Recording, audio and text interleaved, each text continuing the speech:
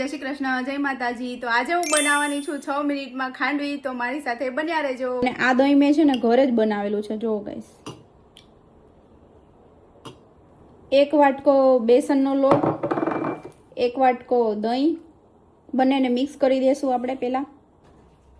2 વાટકા પાણી નાખવાનું છે, થોડુંક મીઠું નાખી દેવાનું, થોડીક હળદર નાખી દેવાની।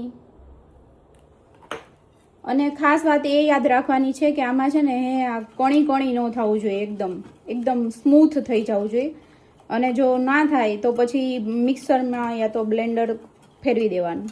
મેં આ મિક્સરમાં નાખી દીધું છે લિક્વિડ, અને પ્લસ છે ને આદુ મરચી નાખી છે આમાં। તો આને આપણે હવે છાણી લેશું,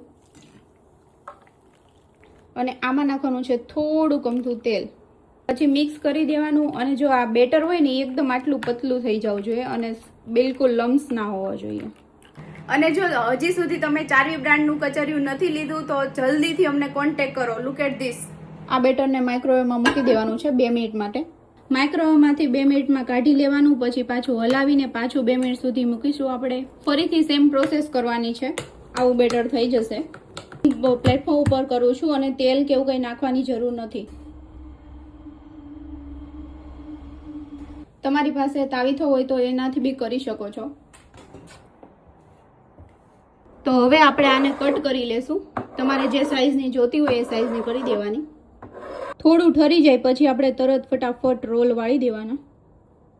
તો હવે આપણે વઘાર રેડી કરી લેશું। થોડું તેલ, લીમડો, મરચી, રાઈ અને તલ। લુક એટ ધીસ, સો યમ। બહુ જ મસ્ત બની છે, જરૂરથી એકવાર ટ્રાય કરજો આ।